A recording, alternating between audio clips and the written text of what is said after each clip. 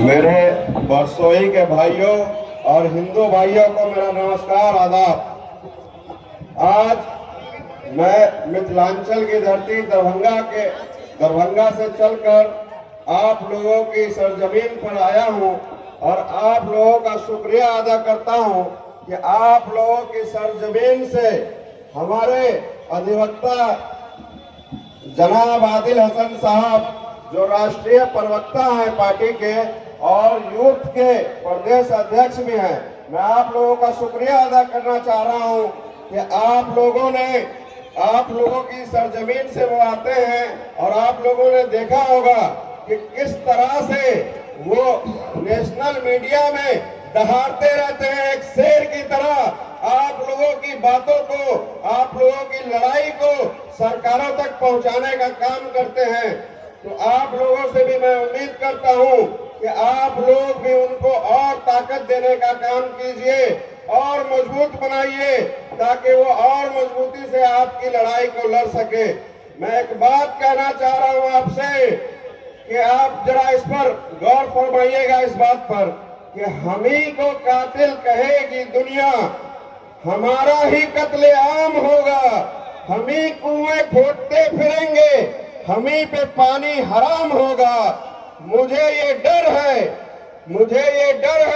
कि अगर यही ज़हनियत रही, मुझे ये डर है कि इस सदी में न कोई अब्दुल हमीद होगा, न कोई अब्दुल कलाम होगा।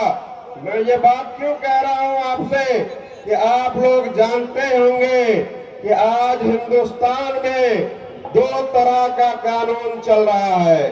एक कानून जो अलग व्यवस्था है लोगों के लिए और एक कानून इस देश में मुसलमानों के लिए अलग से चलाया जा रहा है। आप जानते हैं कि एक सेम केस में कुछ लोग अरेस्ट होते हैं। मैं कुछ नाम आपके सामने रखना चाहता हूं। शर्जिल इमाम, सिफाउर रहमान, गुलफिशा फातिमा, उमर खालिद, मेरान हैदर, खालिद सैफी और वही एक नाम था हमारे कन्हैया कुमार का भी। आज कन्हैया कुमार खुली हवा में सांस ले रहा है, चुनाव लड़ रहा है, पूरे देश में घूमने की आजादी है, लेकिन ये 5-6 नाम जो मैंने कहे, आज इसके ऊपर किसी का ध्यान नहीं है। सेम कानून, सेम केस, सेम मामला, कन्हैया कुमार का साथ देने के लिए आज 2-2, 2,500 हजार दिनों से लोग जेल में बंद हैं। ये अब चलेगा नहीं इस देश में। इस कानून के इस दायरे को अब तोड़ के हम लोग को आगे बढ़ना पड़ेगा। इसलिए मैं आप लोग से ये भी कहता हूँ कि ये कब संभव होगा, जब आप अपनी क़यादत को मजबूत करेंगे, जब आप अपने लीडर को मजबूती देंगे, जब आपका लीडर भी उस हैसियत में आपके विधानसभाओं में, आपकी लोकसभा में बैठेंगे, तब ये आपके ऊपर ये अत्याचार नहीं होगा, ये अलग से कानून आपके लिए नहीं चलेगा। तो आपसे मैं रिक्वेस्ट करता हूं और दरखास्त करता हूं कि आप अपने प्रदेश अध्यक्ष शेरे बिहार अख्तरुल ईमान साहब को इतनी मजबूती दीजिए, यहाँ तक के इतनी सीटें निकाल के दीजिए जो उन्होंने नारा दिया कि हम 4 के बदले 24 लेने का काम करेंगे।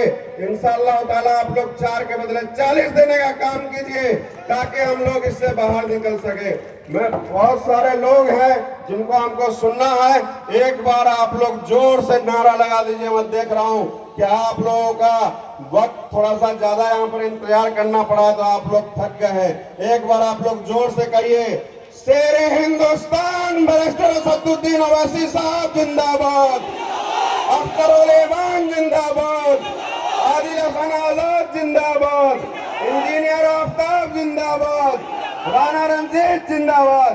चलिए, बहुत बहुत शुक्रिया। बहुत शुक्रिया। वक्त का ख्याल रखते हुए मैं चाहूंगा कि हमारे सुगो